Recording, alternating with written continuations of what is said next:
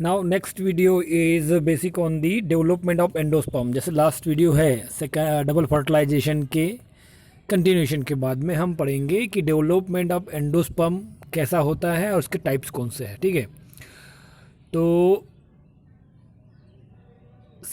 Double fertilisation के दौरान जो सेकेंडरी न्यूक्लियस था और सेकंड मेल गमेट, इनके फ्यूजन से जो ट्रिप्लॉइड प्राइमरी एंडोस्पर्म, जिसको हमने PEN कहा, प्राइमरी एंडोस्पर्म न्यूक्लियस जो डेवलप होता है, तो वो ट्रिप्लॉइड एंडोस्पर्म नाउ और nucleus rapidly divide mitotically to form the nutritive tissue known as endosperm. ये ट्रिप्लॉइड जो पेन रहेगा वो माइटोटिकली डिवाइड होकर रैपिडली विद एम्ब्रियो के साथ में ही वो डिवीजन करेगा, डेवलपमेंट करेगा, ताकि सीड डेवलपमेंट में वो हेल्प कर सके। After post fertilization changes within the ovule, the embryo and endosperm, दोनों एम्ब्रियो जो एग और मेल गामेट से फ्यूज हुआ था उसे एम्ब्रियो बनता है, और दूसरा बनेगा प्राइमरी एंडोस्पर्म न्यूक्लियस, ये बनाएगा एंडोस्पर्म। दोनों एम्ब्रियो और endosperm are seen to develop simultaneously, continue, एक के बाद एक डेवलपमेंट चालू होता है। The other cell of embryo sac disorganized soon और लेटर, जल्दी जल्दी ये एम्ब्रियो का डेवलपमेंट स्टार्ट होगा, क्योंकि एंडोस्पर्म के बाद में हम एम्ब्रियो डेवलपमेंट भी पढ़ने वाले हैं। तो पहले हम पढ़ रहे हैं एंडोस्पर्म, तो एंडोस्पर्म का डेवलपमेंट स्टार्ट हो जाएगा। उसमें कंटिन्यू माइटोटिक डिवीजन होंगे, 1 से 2 सेल बनेगी, 2 से 4, 4 से 8 and so on. The formation of triploid endosperm nucleus trigger cell division which lead to formation of endosperm. ये triploid endosperm nucleus cell division continuously होता है और धीरे धीरे ये एंडोस्पर्म बनाएगा। अब ये एंडोस्पर्म बनाने के बाद में उसके अलग अलग पैटर्न होते हैं। On the basis of their different pattern और टाइप ऑफ डिवीजन के तरीके के बेस पर ही एंडोस्पर्म के अलग अलग टाइप बनाए गए हैं।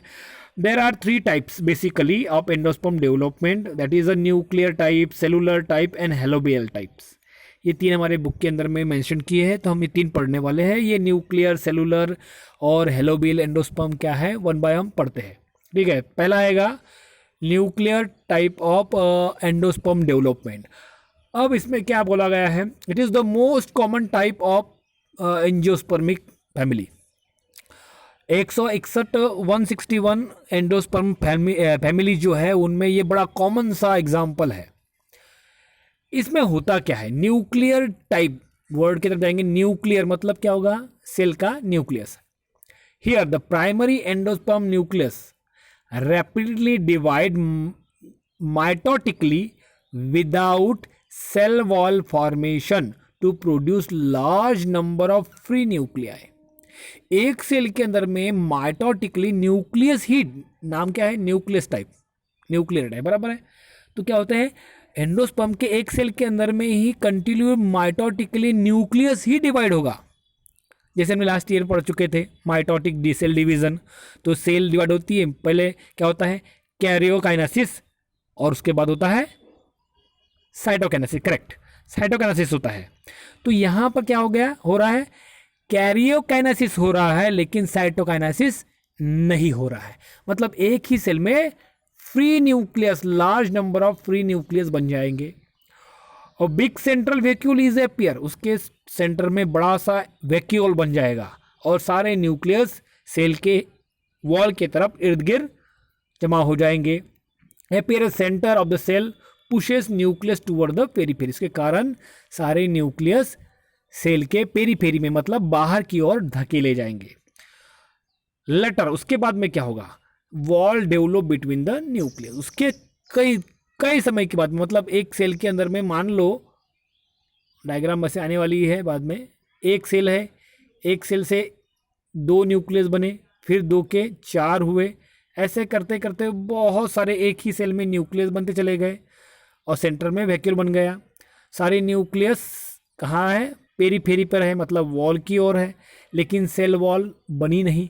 लेकिन धीरे धीरे क्या होगा कि हर एक सेल के इर्द गिर्द सेल वॉल बनना शुरू हो जाएगी और एक समय आएगा कि वहाँ पर बहुत सारे सेल्स बनने लगेंगे और इस तरह से सेल वॉल बाद में बनेगी। पहले न्यूक्लियस डिवाइड होगा तो इसलिए उसको न्यूक्लियर सेल डिवीज़न टाइप कहा जाता है। ओके, चलो आगे बढ़ते, क्लियर कर लेते पहले इनको समझने के लिए। Sorry,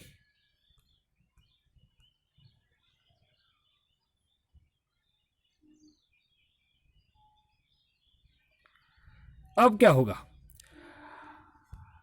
large number of sales बन गई endosperm, but in several cases, कुछ कुछ केसेस में क्या होता है, wall formation remain uncomplete. Example दिया है व्हीट, सनफ्लावर, कोकोनट, जिसके एंडोस्पर्म काफ़ी न्यूट्रिटिव होता है और ऐसे में यही एंडोस्पर्म उसके न्यूट्रिशन को स्टोर करता है और वो सीड में बाद में भी, मतलब सीड फॉर्मेशन के बाद में भी ये स्टोर रहता है। एग्जाम्पल दिया, coconut has multi cellular endosperm, multi cellular endosperm in the outer part of the free nuclear as well as vacuolated endosperm in the center।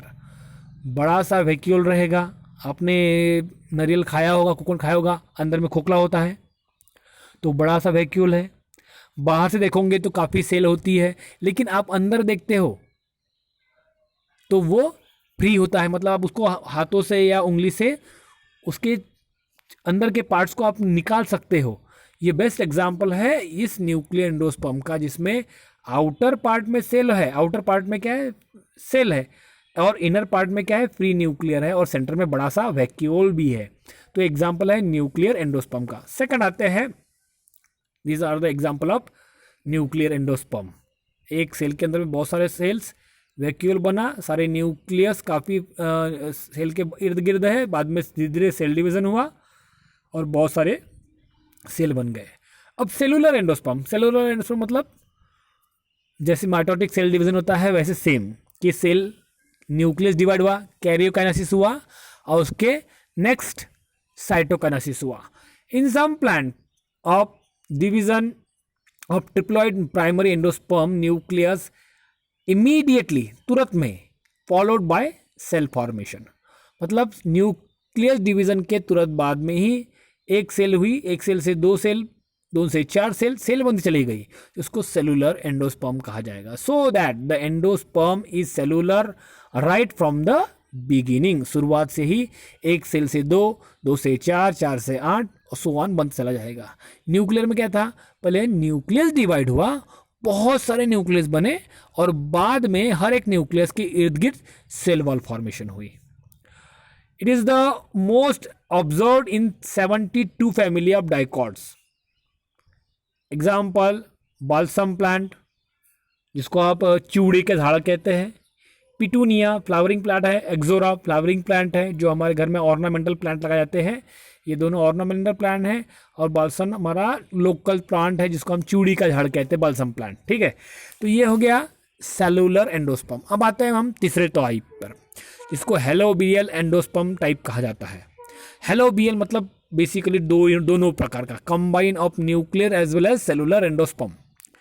It is common in the order of helobiales. ये जो order है हेलोबियलिस, इसके अंदर में आने वाली सारी family के अंदर में पाया जाता है, generally monocot.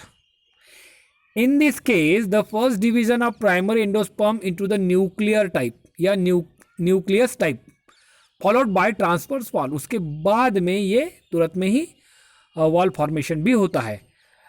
The smaller cell is called the chalazal cell and larger cell is known as माइक्रोपाइलिन।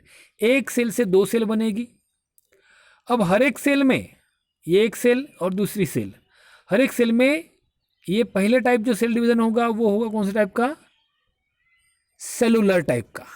दो सेल बन गई, अब हर एक सेल में क्या होगा, न्यूक्लियर टाइप ऑफ डिवीजन होगा, मतलब सेल के अंदर में बहुत सारे न्यूक्लियस बनेंगे। इस तरह से देखेंगे, इस तरह से जो बनाया है, पहले एक सेल में, एक सेल से दो सेल बनी, फिर हर एक सेल में बहुत सारे न्यूक्लियस बने।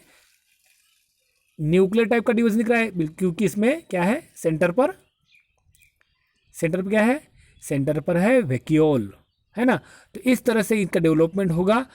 Then the nucleus is right cell division by free nuclear cell division and then wall formation is occur between the micropylar chamber. और धीरे धीरे ये एंडोस्पर्म अलग अलग पोजीशन पे ये गेन कर लेते हैं और डेवलपमेंट एम्ब्रियो को हेल्प करते हैं।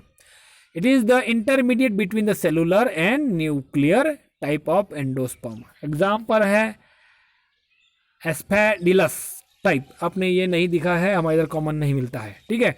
तो ये हुआ एंडोस्पर्म का डेवलपमेंट। नेक्स्ट है हमारा डेवलपमेंट ऑफ एम्ब्रियो, जो नेक्स्ट वीडियो में हम स्टडी करेंगे, ठीक है।